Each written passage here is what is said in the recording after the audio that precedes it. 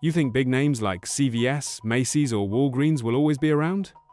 Think again, because the truth is, closing in fast. These retail giants might disappear from the American landscape within just a few months. And it's not just one or two. An entire wave of once dominant brands is now teetering on the edge of collapse.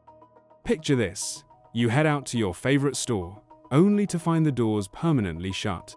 Why is this happening?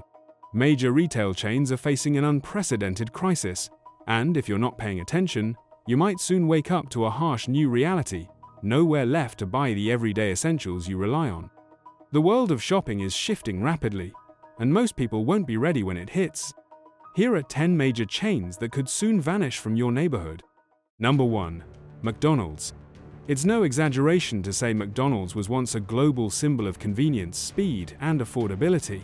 But does that image still hold up today? Here's something few people are paying attention to. McDonald's is now closing more locations than ever, particularly in low-income and working-class neighborhoods, the very markets that once formed its core customer base. Why? Because even their most loyal customers can no longer afford them. Let's start with a number. The average price of a Big Mac combo meal in the US has now hit $13, nearly 40% increase since 2019. For a working-class family of 4, a simple trip to McDonald's can now cost over $50, roughly equivalent to an entire day's post-tax wages for some minimum wage earners. With inflation showing no signs of slowing, more and more Americans are turning back to cooking at home and seeking cheaper alternatives. McDonald's, once seen as the go-to meal for the working class, is now being rebranded by its own customers as a non-essential luxury.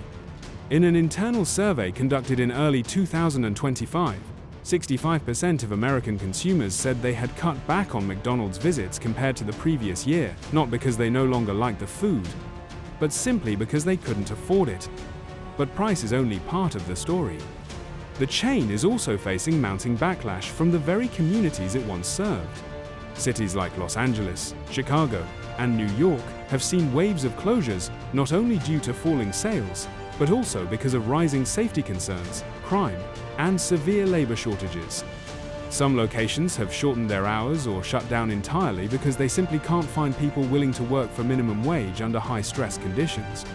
Meanwhile, McDonald's aggressive shift toward automation replacing workers with self-service kiosks and machineses, stripping the brand of its human touch. What was once a friendly, fast interaction has become a cold, impersonal transaction on a touchscreen. Older customers and young children alike are finding themselves alienated from a once familiar experience. Perhaps more worrying, McDonald's is no longer the untouchable giant it used to be. Competitors like Chick-fil-A, Wendy's, and even convenience store chains like 7-Eleven are increasingly encroaching on its market share. When McDonald's is no longer cheap, no longer friendly, and no longer convenient, what exactly is left to keep customers loyal? And if a powerhouse like McDonald's is starting to slip, is this the canary in the coal mine for America's entire fast food culture? The life fast, eat fast model may be cracking under the weight of economic reality. We may be witnessing the quiet downfall of an icon. And the question now is, who's next? Number 2. Costco. Many might be surprised to see Costco on a list of retail chains at risk. After all, with its long lines out the door, overflowing shopping carts, and bustling warehouse model, Costco has long been viewed as an unshakable fortress amid the ever-changing tides of retail. But behind the scenes, quiet shifts are underway, signs not of immediate collapse, but of a gradual erosion in relevance as the retail world transforms at lightning speed. Costco currently operates over 870 stores worldwide, with nearly 600 in the US alone. Its 2024 revenue topped $240 billion, remarkable figure. But dig into the business model, and the cracks begin to show. Costco relies on 2 key pillars: enormous sales volume, annual membership fees, currently around $60 for the basic tier, and over $120 for executive. The question is, in an era of tightening budgets, how many people are still willing to pay just for the right to shop? A 2025 survey by Morning Consult found that nearly 1 in 4 former Costco members in the US had cancelled or chosen not to renew their memberships due to financial concerns. Meanwhile, younger shoppers, particularly Gen Z and millennials, are shifting toward online platforms and convenience stores that don't require fees, offer home delivery, and don't expect you to buy in bulk. This hits at the heart of Costco's vulnerability. It doesn't suit people living in small spaces without large storage capacity or without a car. On top of that, the cost of maintaining massive warehouse stores, staffing, and complex logistics is rising sharply, especially in an inflationary climate that shows no sign of easing. The global supply chain, once a core strength of Costco, has become a burden as import prices, transportation fees, and fuel costs soar. In 2024, Costco's profit margin hovered around just 2.5%, an incredibly fragile cushion should another economic shock hit. And here's a critical flaw. Costco has largely ignored e-commerce, even as competitors like Amazon, Walmart, and Target have made aggressive moves into online sales, rapid delivery, and mobile-optimized shopping experiences. While Costco has experimented with delivery services through Instacart, customers have often complained about higher prices and sluggish shipping times, making the experience less competitive. So, where is Costco headed if it doesn't pivot fast? We may not see a dramatic collapse or waves of store closures, but a slow fade, a steady loss of younger customers, and a rebranding as a niche option for older, more traditional shoppers. That is the real threat. And if that scenario unfolds, American consumers could lose yet another affordable option just when they need it, amid soaring prices and deepening economic uncertainty. Number 3. Walgreens. If you've walked into a Walgreens recently and felt like the shelves were half empty or the store was eerily quiet, you're not imagining things. The iconic pharmacy chain, a staple of American neighborhoods, is now in serious trouble. In just the past year, Walgreens has announced the closure of over 200 locations, and that number is expected to double by 2026. Why? The reasons are as complex as they are alarming. First, Walgreens is caught in a perfect storm of challenges: shrinking profit margins from prescription drug sales, rising theft, and store security issues, a growing shift toward online pharmacies like Amazon Pharmacy and Capsule, massive labor shortages, and union pressures from overworked pharmacists. But perhaps the most visible sign of Walgreens' decline is this: entire aisles of products locked behind plexiglass. From deodorant to baby formula to laundry detergent, everyday items are now under lock and key in high-theft cities like San Francisco, Chicago, and New York. Shoppers now have to flag down staff just to buy toothpaste. And that extra step is proving fatal for business. Walgreens execs admit that customer frustration is driving people away not just from inner-city locations, but from the brand entirely. Consumers are choosing easier, frictionless alternatives. And in a digital-first era, friction kills. Even worse, Walgreens is being dragged into the legal system. In 2023, the company was forced to pay over $5 billion in opioid-related settlements after being found partially responsible for contributing to America's opioid epidemic. That's not just a financial hit, it's a PR disaster. And it raises real questions about whether Walgreens still represents trust and care in the health space, or if it's become a symbol of neglect and corporate failure. For seniors and low-income families who rely on Walgreens for prescription refills and basic necessities, these closures could be life-altering. For the rest of us, it's a warning.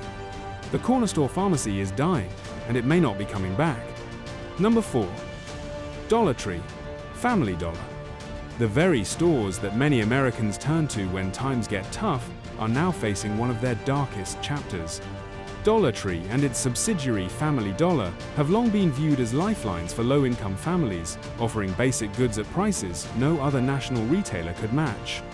But in 2024, the company announced it would close over 10 Family Dollar locations and hundreds more Dollar Tree stores by 2025.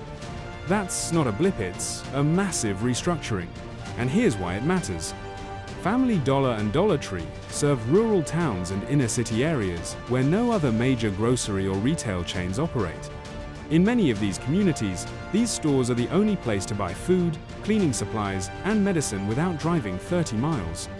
So when one closes, it leaves a cratering economic and emotional vacuum. What's behind the collapse? Start with inflation.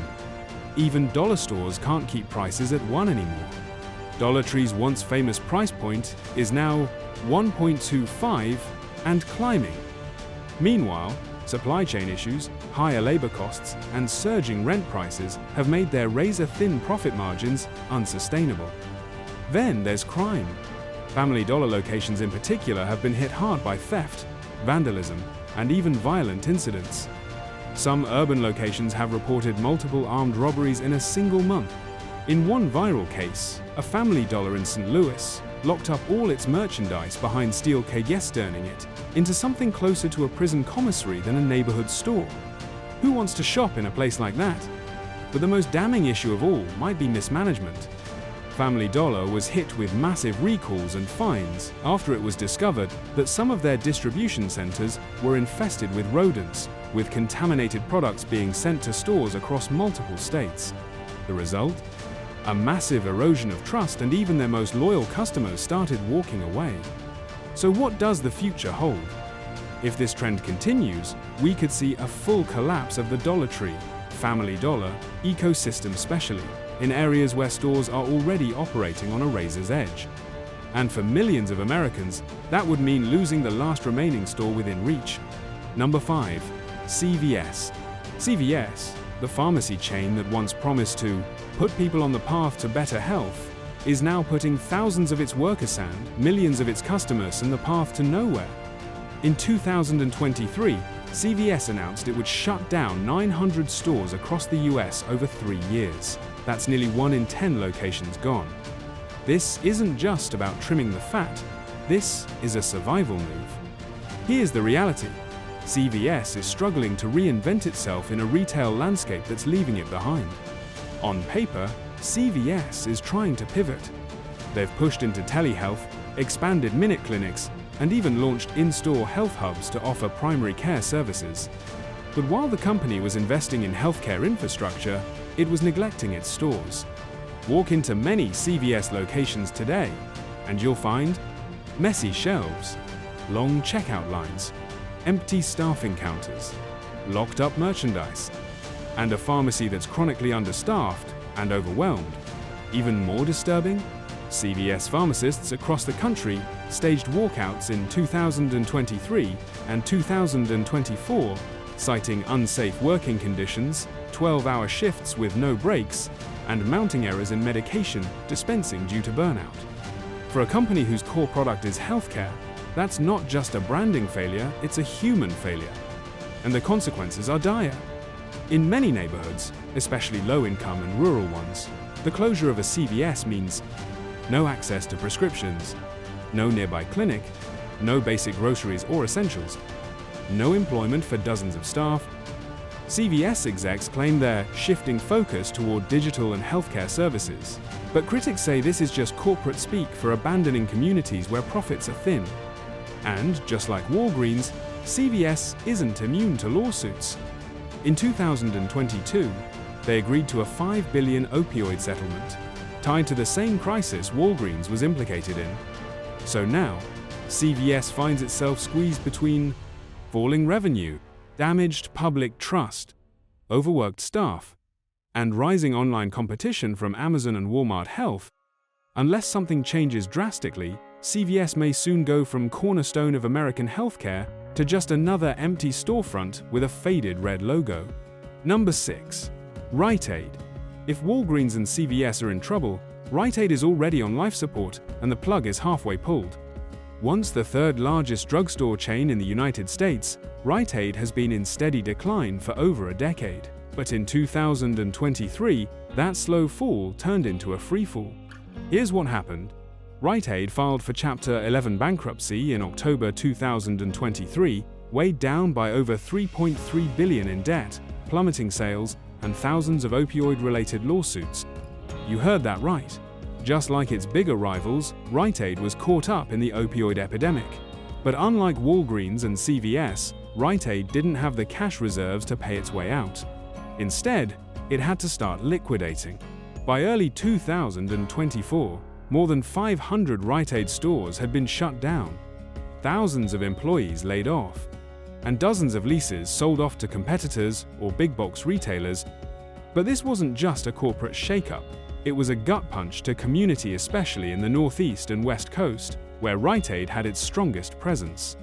Many of these closures hit low-income neighborhoods, the hardest places, where Rite Aid was often the only pharmacy for miles. The result?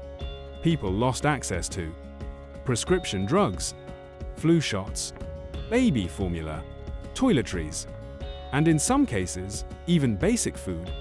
Rite Aid's bankruptcy also sent a ripple through the job market. From pharmacy techs and store clerks to distribution center, workers of thousands found themselves without a paycheck. And even the stores that remain open, they're shells of what they once were. Reports describe them as understaffed, understocked, and underwhelming. There's also an air of uncertainty. Employees don't know if their store will be next. Customers don't know if their prescriptions will get transferred. Vendors don't know if they'll get paid. It's a retail apocalypse boot, slower and quieter than a mall closure. It's not a dramatic implosion, it's death by 10, 0 cuts.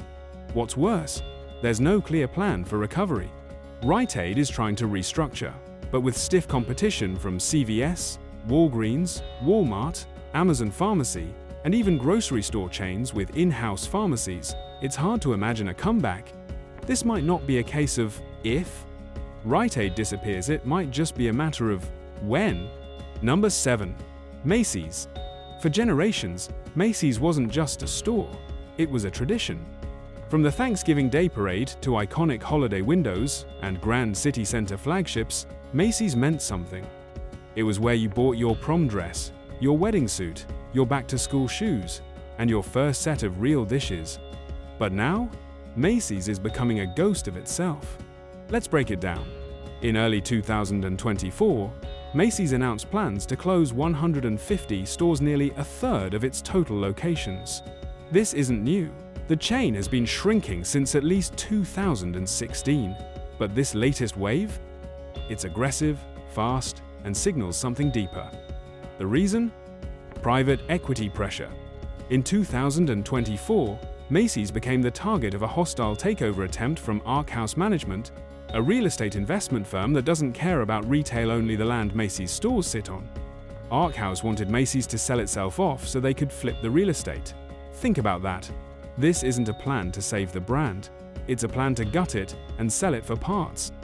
In a panic, Macy's executives announced drastic measures: close underperforming stores, lay off 350 employees, shift resources to digital and luxury-facing brands like Bloomingdale's and Bluemercury. The result? Dozens of malls and shopping centers across the country are losing their anchor. And without an anchor, a mall dies fast. This especially hits mid-tier suburban areas hard. These are towns where Macy's was the destination, where job fairs were hosted, where families took Santa photos, where holiday traditions were formed. Now those stores are closing. Some already have. In Florida, California, Indiana, Maryland, and even in key parts of New York and Pennsylvania. And inside the remaining stores, it's not much better. You'll find empty shelves, sparse staff, clearance racks that never end, and an overwhelming sense of this place won't be here much longer. Online sales aren't saving them either. While Macy's has pushed into e-commerce, it can't compete with Amazon's logistics, Target's pricing, or Walmart's scale. And younger shoppers? They aren't looking for Red Star logos anymore. They're buying direct-to-consumer, they're thrifting, they're renting outfits for events. So now, Macy's is stuck in a brutal limbo. Too big to pivot, too slow to innovate, too nostalgic to fully let go. Unless a miracle happens or someone buys the brand with a bold vision, we could be watching the final chapters of a true American retail icon. Number 8. Office Depot. There was a time when Office Depot was essential. Back-to-school lists? Office Depot. Printer ink emergency? Office Depot. Setting up your first home office? Office Depot. But those days are over. Now, Office Depot is being hit by a perfect storm, and not just a drizzle of bad luck. We're talking hurricane-level disruption. First, strike. Remote work. The pandemic didn't just empty offices, it erased them. Entire companies went remote, cubicles were dismantled, corporate spending on office supplies vanished overnight. What was once a reliable customer base, small businesses, corporate accounts, office managers, now gone or drastically smaller. People don't buy in bulk anymore. They order what they need from Amazon. Maybe a pack of pens, maybe a new mouse pad. But a 500 corporate order for 20 chairs and a laminator? That's history. Second strike. Retail footprint. Office Depot had over 300 stores at its peak. Now, fewer than 0. And the closures keep coming. You walk into a typical Office Depot in 2025, and what do you see? Empty aisles, overstock of outdated tech, clearance signs that feel permanent, employees who look more like security guards than sales associates.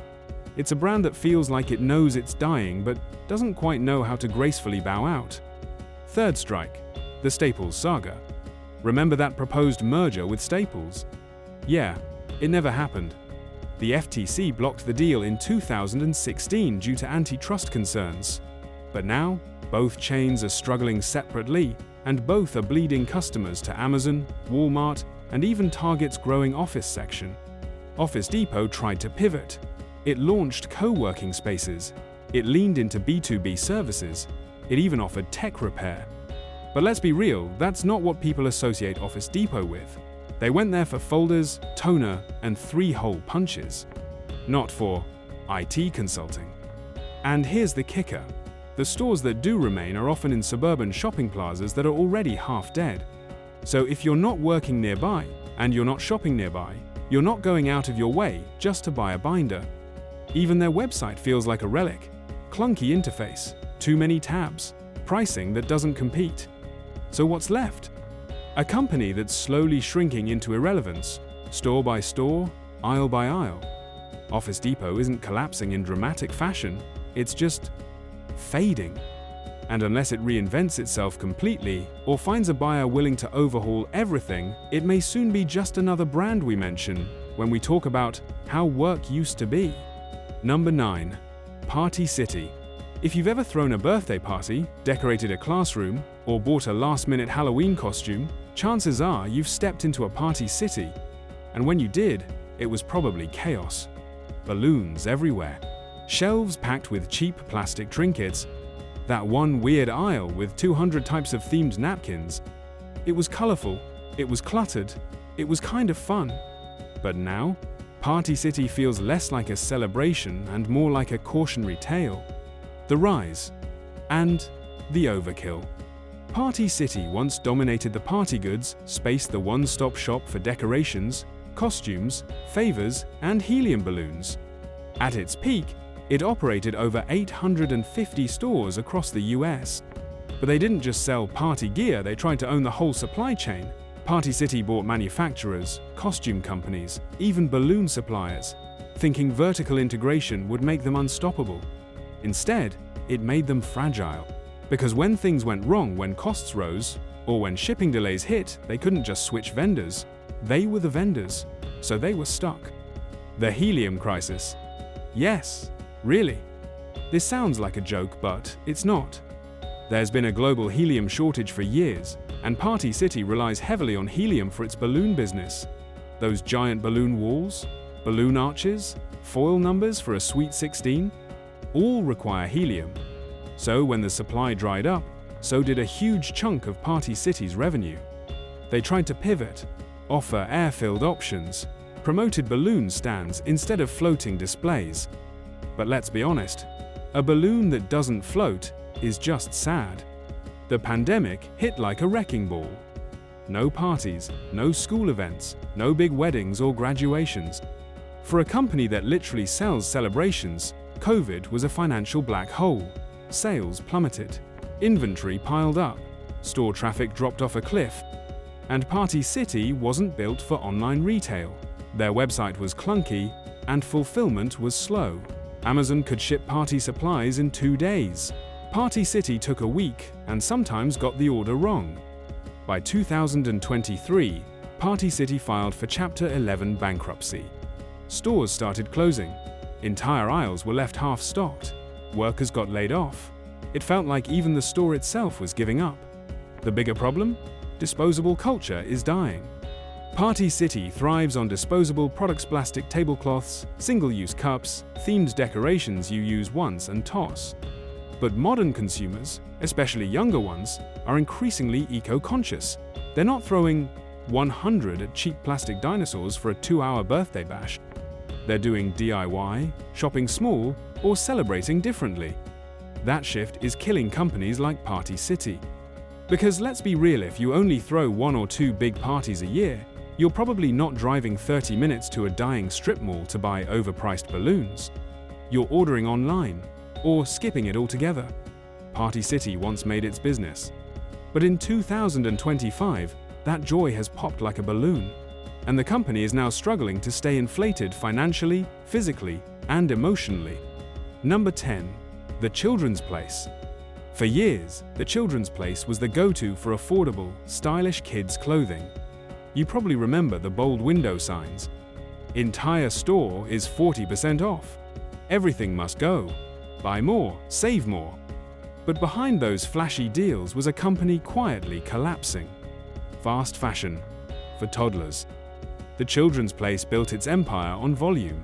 Trendy tees for $5, back-to-school jeans for $10, holiday outfits that lasted 1 Instagram post. Parents loved the prices, and the styles were cute enough, even if the quality was, well, questionable. But here's the problem. Kids outgrow clothes fast. They're not brand loyal. And once they're old enough to care what they wear, they're probably begging for Nike or Shein or, let's be honest, just wearing hoodies from Target. So the Children's Place found itself in an awkward middle ground. Too mass market to feel special. Not cheap enough to compete with Shein, not cool enough for tweens, not essential enough for struggling parents. The online shift crushed them. Retailers across the board had to adapt to e-commerce, but the Children's Place was late to the game. Really late. They eventually leaned into online sales, but their site was clunky. Sizes were often out of stock. Returns were a nightmare. Meanwhile, parents were getting what they needed from Amazon, Walmart, or newer, sleeker brands like Carter's and H&M Kids. By the time the Children's Place figured it out, it was already losing hundreds of millions. COVID wiped out their foot traffic. No school meant no school clothes. No birthday parties meant no party outfits. Parents tightened budgets. And suddenly, spending $200 on a haul of flimsy, cutesy outfits from a dying mall brand felt irresponsible. The Children's Place shut down hundreds of stores. In just a few years, more than 300 locations closed since 2020. What was left behind? Empty storefronts, deserted strip malls, and a once ubiquitous name quietly fading out of fashion. The real nail in the coffin: moms got smarter. Today's parents are savvier than ever. They buy fewer clothes, look for better value, and care about sustainability. They swap hand-me-downs. They buy secondhand. They shop small. They don't want a closet full of cheap glitter shirts that say, "Bestie goals." And they definitely don't want to keep supporting a company that overstocks inventory, slashes prices constantly, and still can't make a profit. The Children's Place isn't gone yet, but it's shrinking fast. And as Gen Z and millennial parents demand more from the brands they support, this one's losing its place in the conversation. That's the end of our list, but the bigger story is just beginning. From shopping malls to strip malls, the retail landscape is shifting beneath our feet. And for these 10 brands, survival isn't about selling more stuff. It's about figuring out why people stopped caring in the first place. Drop your thoughts in the comments, and if you found this interesting, don't forget to like and subscribe. Thank you for watching.